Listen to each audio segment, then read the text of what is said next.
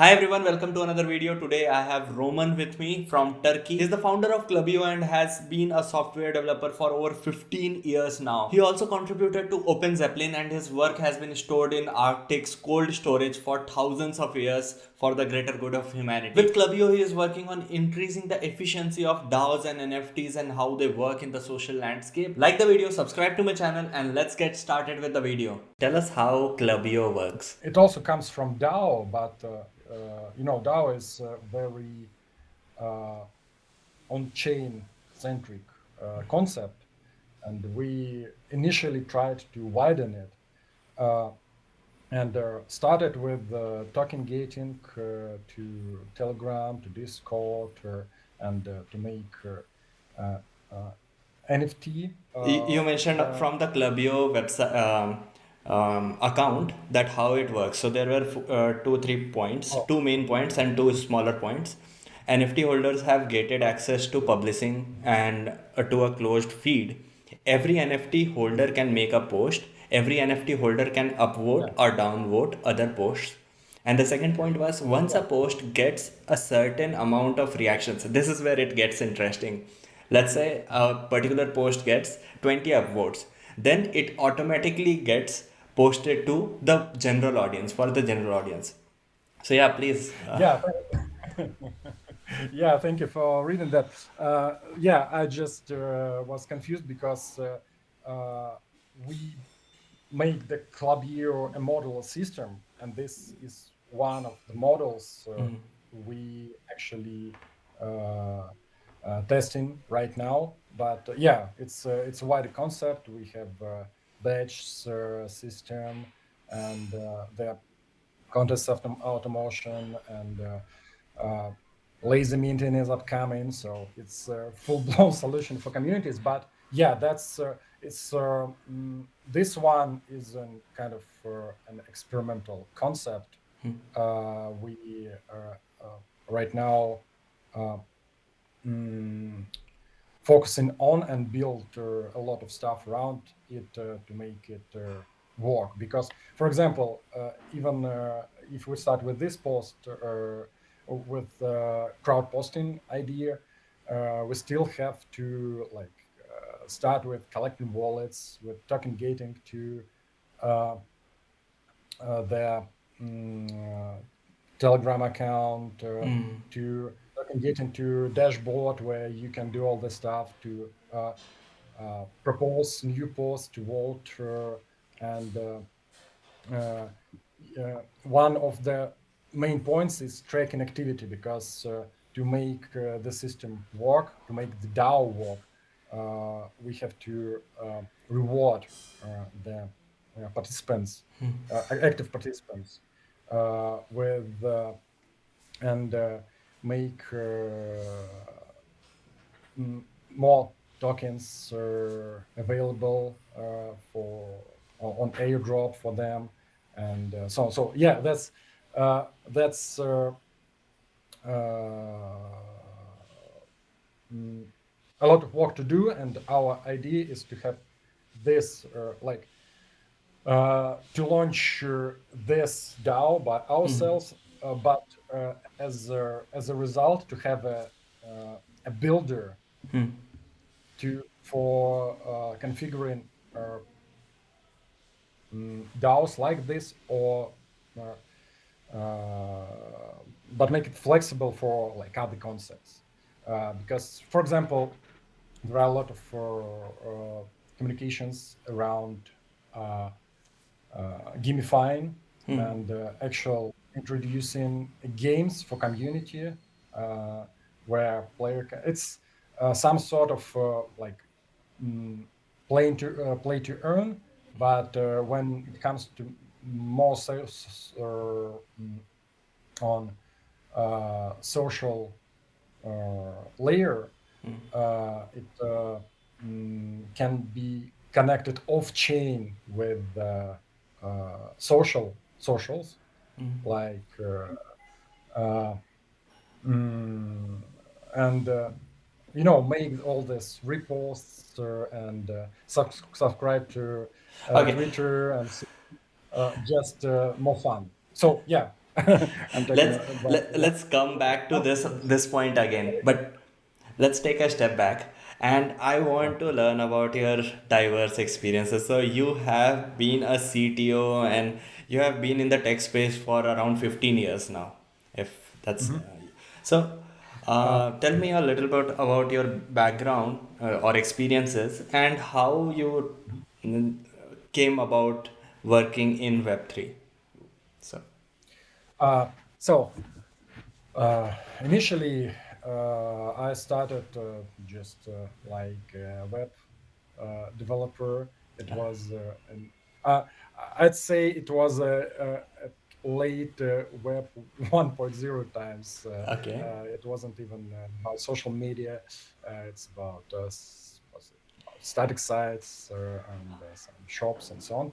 So yeah, uh, uh, I've built my career well, focusing mostly on management development teams for building SaaS solutions. And in parallel, I learned a lot uh, and as uh, academic field, for like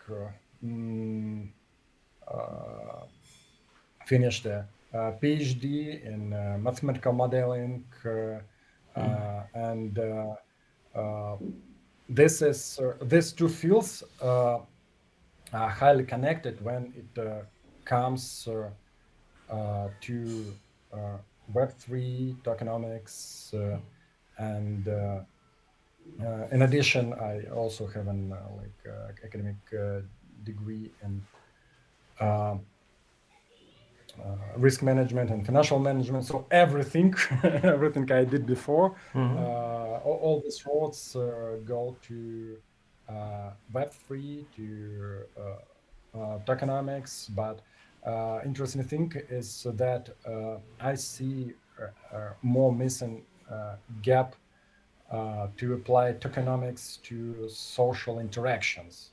So that's what I'm working on.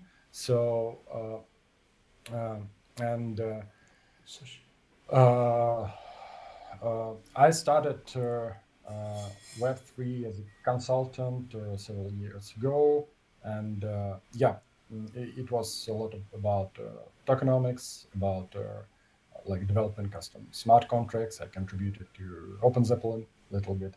Uh, Oh, to like that's wonderful. So in the core team of Open Zeppelin? no, not a core team. I just like minor Oh, okay. contributor, but To yeah, sharpen your skills. it's like an achievement, yeah. And another thing uh, uh, uh, just about how all this things about uh, mm, uh, social approval and mm, like working, it was really beneficial. Feels very beneficial when I learned that this code from Open Zeppelin went to uh, Arctic code program when the code of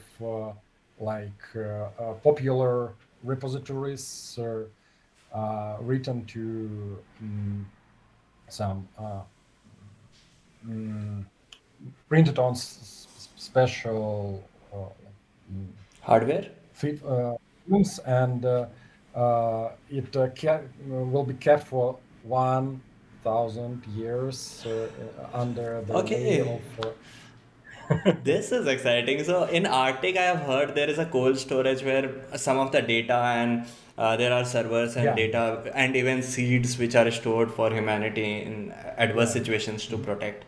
So you are talking Mhm. about that, yeah? Yeah, and so this gave me a badge in my GitHub account, and so I think that it's a very good niche for NFTs. So that's why I'm talking about, and that's to like when you have some kind of project, if it Web 2 or Web 3, uh, this badge, but issued as an NFTs or soul bounds on blockchain, is like an another layer, and we also like building the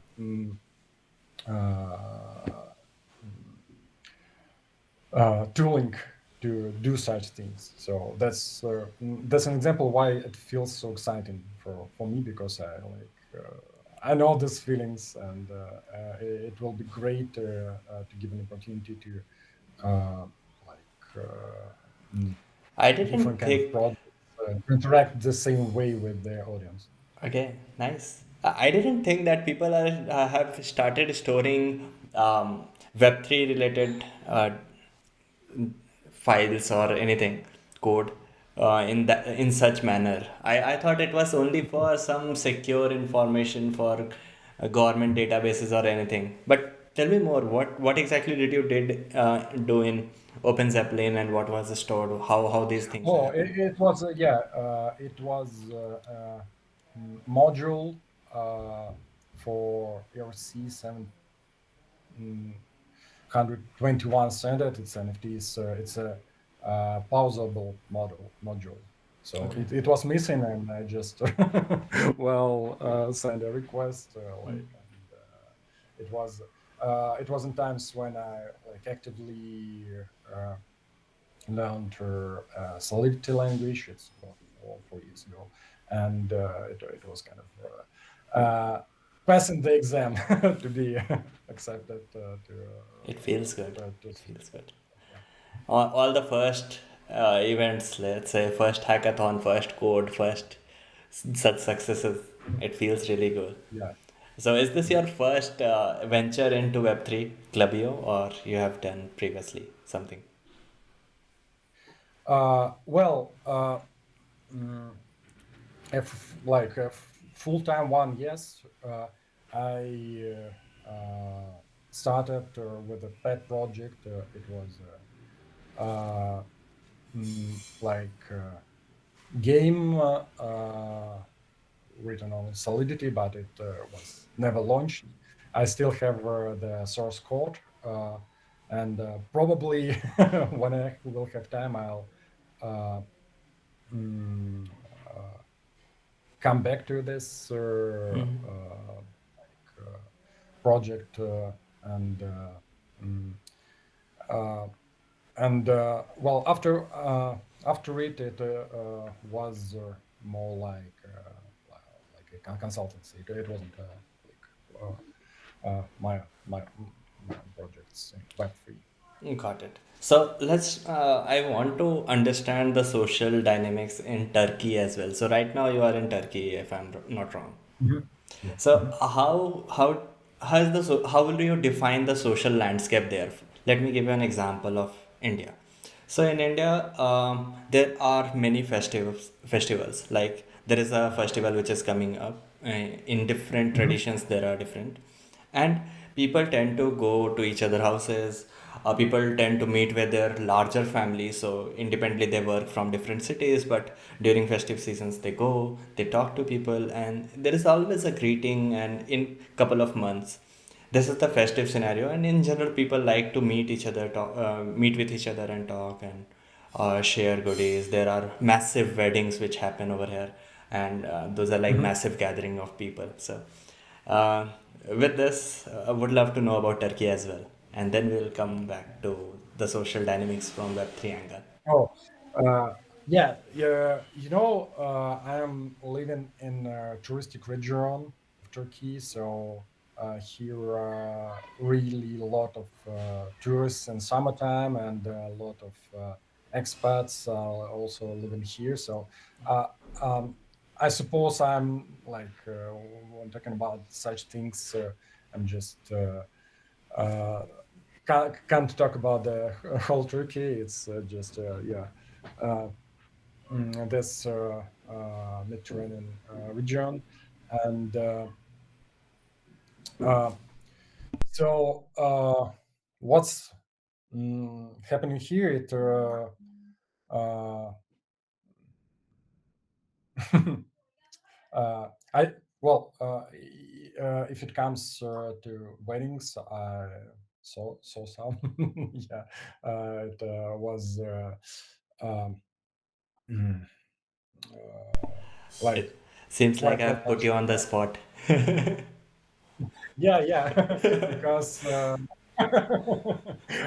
you know, I'll answer why, because actually I'm just sitting the most of my day with the laptop condition, conditioner, and sometimes it feels really surprising that I'm just can go and in 50 minutes to swim in the sea. Yeah, because it's summertime now, so it's uh, it's really just I just forget where I am. I'm in Google Meets. I'm in Zoom. I'm in Idea Do you still do for developments? Do you still code program? yeah, I code a lot. I'm building all the backbone for Klaviyo, and so yeah, still hands on. So then it makes sense. All of the developers have generally we prefer to have this kind of lighting, RGB lighting, and just coding all day, sitting at one place, growing our tummies. So that's how this work. But so how did you come across solving a social problem? And why not DeFi? Why not architectural or infrastructure or dev related dev tooling or any kind of these kind of things? Why social? uh, because for starting any kind of named projects, you will need a social tool. And when I think about launching any kind of this projects, I want to start with the so like uh, mm, using some good social tooling for building a community around the idea and so on. And when I found that everything is missing, or you have to just glove think together in some very hacky manner, and you use a lot of workarounds and so on. I just decided that this is the thing to solve first, and then you can build a lot of stuff using this tooling. So Absolutely, absolutely. That makes sense. And NFTs have, so in my view, NFTs led the adoption, Web3 adoption last year or 2021. And NFTs was the key to open the Web3 environment for masses or no coiners, if we can say, with the celebs coming in, with all the people coming in. And now, Mhm. what do you think? Can DAO do the similar thing for the next wave of large mass adoption? uh, I thought about it, and I really thought that DAO can be next big thing, in the beginning of this year. But what I learned is that DAO in that form that it exists now, it wouldn't be such much thing, because of missing part, because for it solves uh, very uh, mm, like a certain subset of problems that appear uh, for mm, community of holders of NFTs or coins. Uh, and this kind of problems usually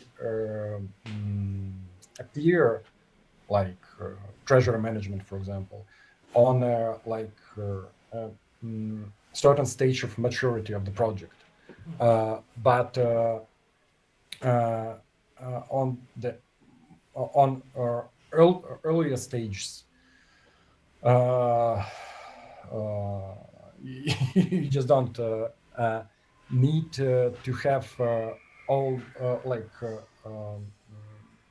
this tooling that classical DAO has. So that's why we're just trying to invent something around with idea of collaboration, with idea of decentralized community, but without that focus on um, on-chain voting and mm, treasury management and some sophisticated rules and governments because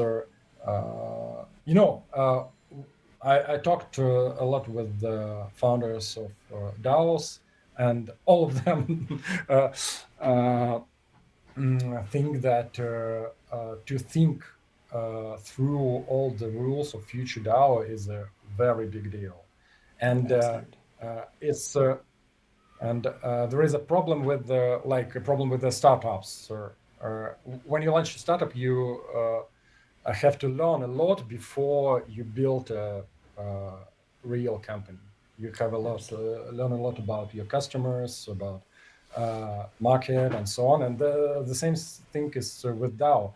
Before you can bake into stone, into blockchain, all the rules and mechanics, you should learn first. And this is a missing gap to have before from the idea of DAO and having everything on chain. It's a whole large path It makes sense. of launching. So what happened with Web3 is we so there were phases. Let's say 2009 Bitcoin, 2014 Ethereum. So from not having any decentralized consensus to having a consensus, then having ability to code over that consensus network, then ability to let's say interact using Uniswap, trade those assets, or there were standards which were drawn, and now DAO, NFTs, and not just images, other kind of NFTs, real world scenarios. So there are stepwise processes, and I feel people criticizing Web3 or anything, it's like saying, why didn't you develop the best of the best in the first attempt? That's and I think this is a continuous process, and it needs to Mhm. be Yeah, improved sure. gradually. So Mhm. totally agreed with your thought process as well. Yeah. So just one more point. Uh,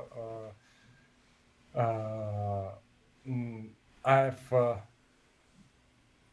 have a conversation around DAOs and not sure how exactly to name it, but there is some sort of concept as a exclusive entry organization. So it's and uh, uh, decentralized autonomous organization is just a small piece of wider uh, uh, wider concept. Probably it will be named in some other manner, and but the future of this concept is much wider than what we have now. And yeah, I would like you to expand on that.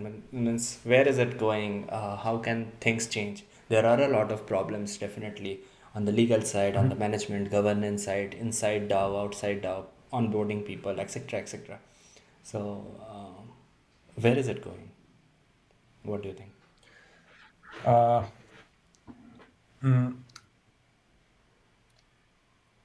I suppose that the, it circles me back to what I'm currently working on. I'm working on like a social part of this concept to add. What's uh, mm, uh, what is um,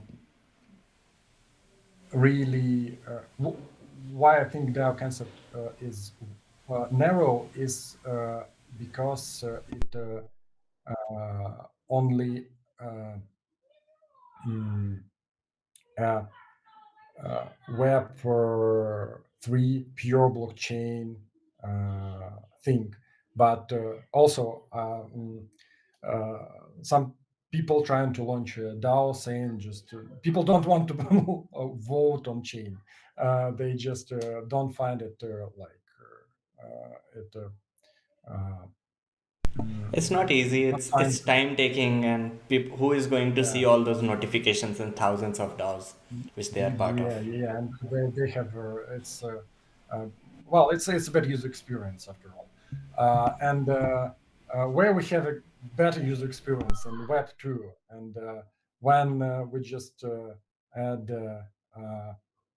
NFT ownership concept and a DAO concept to the whole Web two world, it opens a lot of doors, and some call it Web 2.5.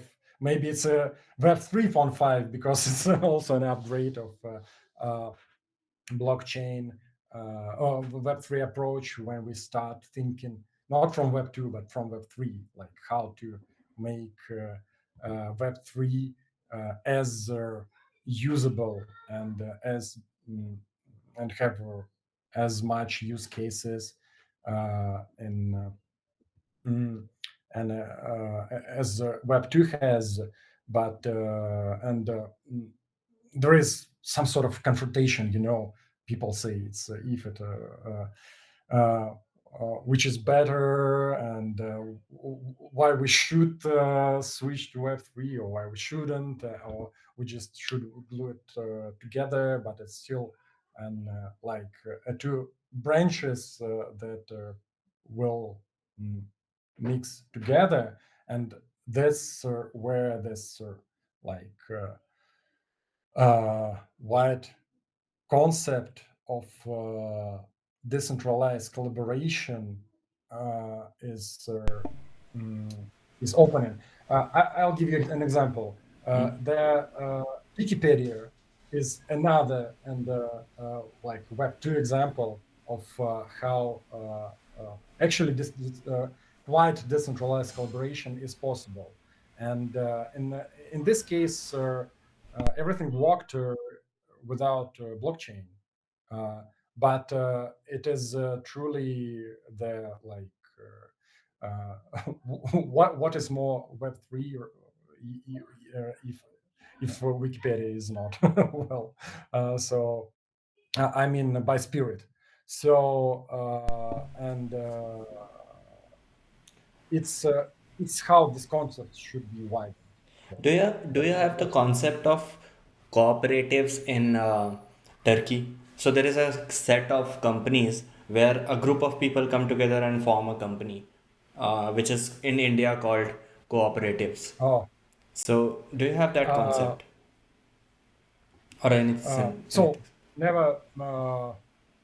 Mm, Never met it here actually, but yeah, I heard about it, but in more like no, for non-profits, Oh, okay. for some, So in India, yeah. there is a approximately $4 billion company, which is a Mhm, cooperative named mhm, Amul, which provides dairy mhm, products. So all the farmers and dairy manufacturers, small cattle owners, they all came together, formed this company, mhm, and it runs as a cooperative still. And that's kind of mhm, decentralized, and it is a very good example, or could be a good case study of how DAOs can work at scale.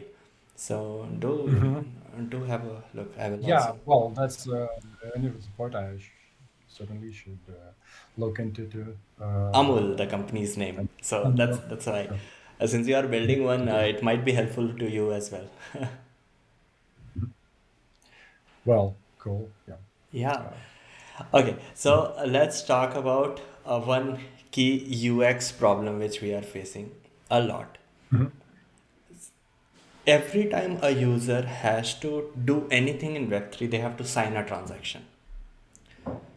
How mhm, can we eliminate that? That is I feel that could be one of the key um, pivots where the Web3 adoption explodes, because mhm, every time a common person has to go there, and it reminds them that every time they are doing so, they are paying some money, as well as it's a Mhm. cumbersome process. So that's why, Mhm. you with Mhm. so much technical knowledge, I wanted to get your opinion. Yeah, yeah, it's a really good question, and it's a real problem uh, mm, with user experience in this point. I really like the idea how it works in near blockchain. So they just let uh, so uh, uh,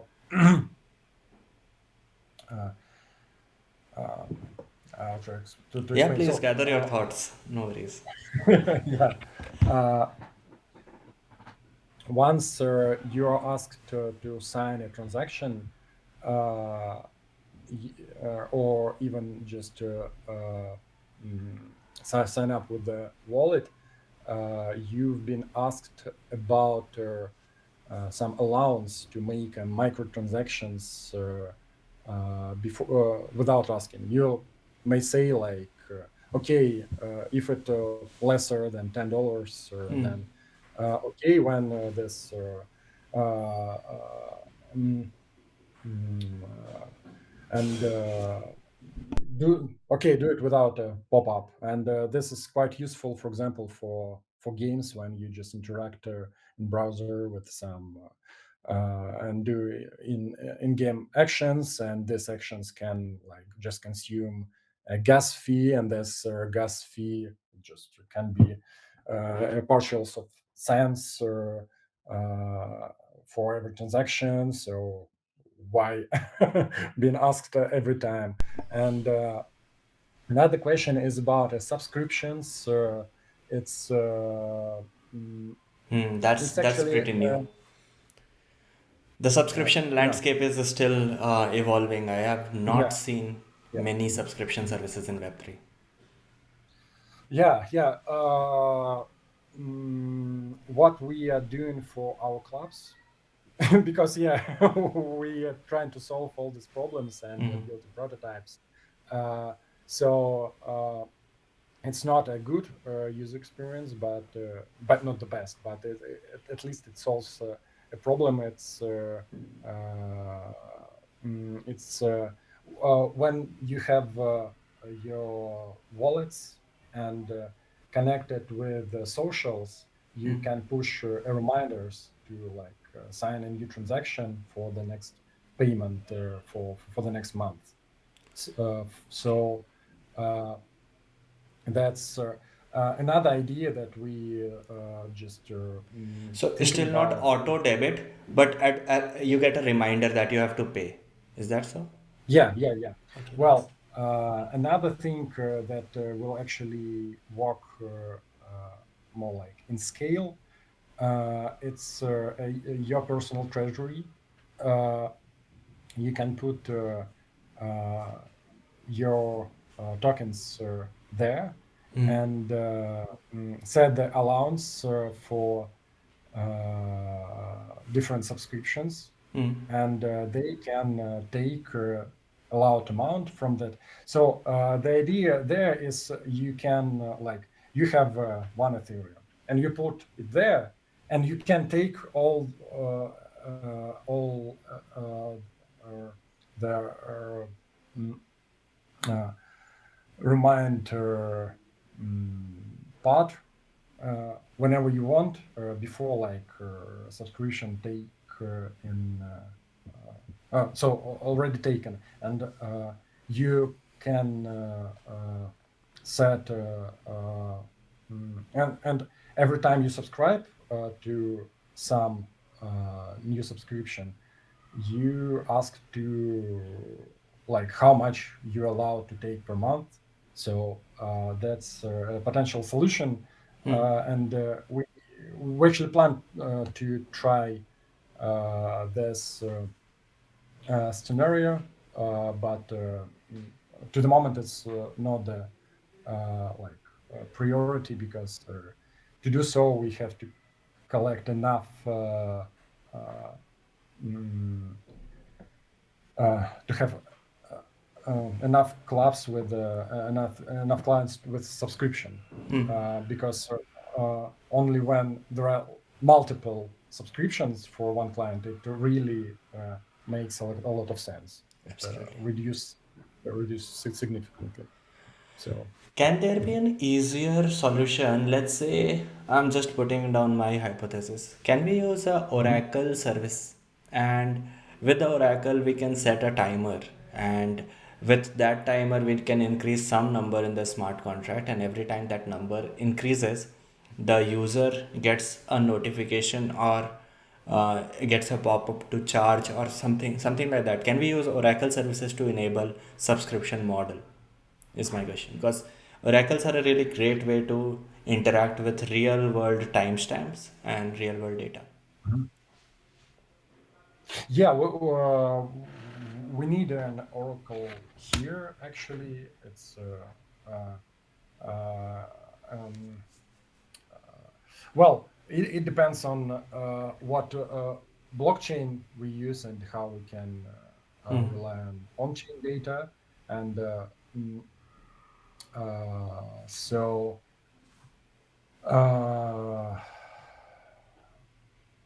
it's well, I'd say it's a separate uh, question, because as I can see the key concern about subscriptions is uh, make it feel like they work on with credit cards.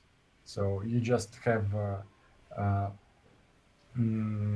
some amount of money there, and they just took and like an expected amount of money every month. So, but uh, checking the timing correctly is a kind of separate model. Mm. There are there are multiple oracles. Chainlink keepers, they do a wonderful job with this one, keeping Mhm, timestamps. mhm. Uh, yeah, I tried just to remember which one to works on Ethereum network, but yeah, it's a network specific. Well, and Absolutely, absolutely. to be honest, I don't remember what No these worries. guys did. So there was another question which you mentioned. Sorry, another point which you mentioned, that Mhm. linking their social media and getting a notification on their socials. So how does that work? Um, can you expand on that? Oh, yeah, uh, it's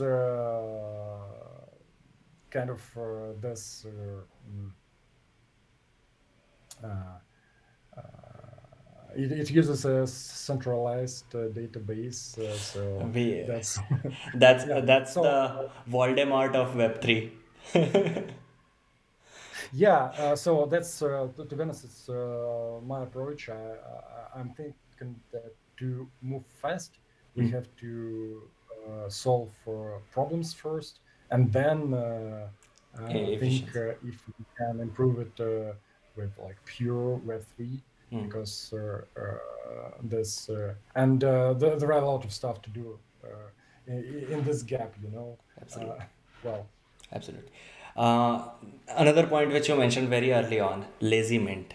So Mhm, one is automating mhm. subscriptions, and now what exactly is lazy mint? How, what are their use cases? How can it be so beneficial? People keep talking about that. Can you tell me a Yeah. little bit about that? Uh, it's also comes to the same idea of mixing centralized services together with decentralized. Uh, so I think that minting NFTs like makes sense when it have some uh, mm, like really uh, value to protect, with making like moving it to decentralized storage. And But from another hand, sometimes you just need to do things fast and issue something like just very fast. And it's the idea of how lazy meeting work is that mm, in community people can have like earn badges or barn stars or lazy mintable NFTs, and they are first they exist uh, off chain, mm, and you can do a lot of stuff with them. You don't need an oracles to mint them to create them based on Twitter activity or something like this. But and and this point of time when someone earn a badge, he already feels like he has this badge and has this laser mintable NFT. And once it makes sense, you can uh, create start an airdrop, uh, the closed one. So you internally, it's like a whitelist. It's like you have a list of wallets that are allowed uh, to uh, Mint. create an NFT to mint. So once you're ready to move for your NFTs on chain, you just bake in this whitelist to contract, or in more complex scenario, it may work like an oracle or have some intermediate hash. So it's different types of minting, but ultimately, uh, these people who initially uh, uh, mm, earned something off chain, and you just can't do it on chain. But as I said before, if it comes to social activity, they just can mint just paying for gas their NFTs, and they do it just for to protect the value. And there is also a time gap usually for projects when they start like the uh, collection or some or airdrop something, and when it price really the value really appears. So uh, and for the founders of the projects, it's also a point where they launch a trading of NFTs. Sometimes it's a good idea to keep them bounded to the wallet first, to have on the growth phase, and mint only on some certain time of the project. So yeah, it's just shifts the allows to shift the focus from the mm, airdrop to real activities of the community. So Makes and sense. it's makes life easier. Makes sense. The company can't go public. Any company, it's not a wise decision to go public on the first day itself. Yeah, yeah. It's uh, um, I can mention also an option because, as you can see in this concept, badges and laser mintable NFTs behave like soul-bound tokens initially, like of off-chain soul-bounds. But the problem with soul-bounds is that standards are not well developed, and there are still a lot of talks about how exactly soul bounds should they be bound to the wallet, or maybe some DAOs should decide, can you transfer the soul bounds to another wallet, because sometimes it is necessary for security reasons and so on. But so if you want soul bounds today, what should you do? So It's relatively very and new. I think last year only Vitalik posted for the first time about Soulbound, right? Mhm. In one Yeah. line, can you explain for the viewers what exactly is Soulbound? A very quick explainer. Oh, yeah. It's some sort of NFT, but bound to to you personally, uh, and it can be a diploma, a certificate, and like on-chain alternative. Uh, it can be also some sort of your achievement, uh, and also it's not yet widely discussed, but when it comes to like playable characters like uh, in World of Warcraft, which inspires Vitalik a lot. Uh, it bound not to yourself but your character, in-game character. It's another type of soul bounds, and yeah, it's still a large field to develop. And it So cannot be transferred to anyone else, right? yeah, it's the key point. It doesn't make sense if you can sell a diploma on the some market or on some NFT marketplace. Yeah. flipping diplomas nowadays. It's Yeah. really good for decentralized identities as well. If Mhm. maybe for a Web3 related government. This is a hypothetical scenario, and I just want your hypothesis. Any wild hypothesis is fine. But Mhm. what if Google was 100% Web3 company, completely decentralized, with Mhm. Mhm. all the current technologies which you can think of, completely developed, and there is no restriction, and it was Google who was using it. So yeah, Mhm. how would be the Uh, scenario? yeah, sure. I'd start with that decentralization, and for such solutions can launch a real competition. So uh, I'd say that in this scenario, Google shouldn't be one company.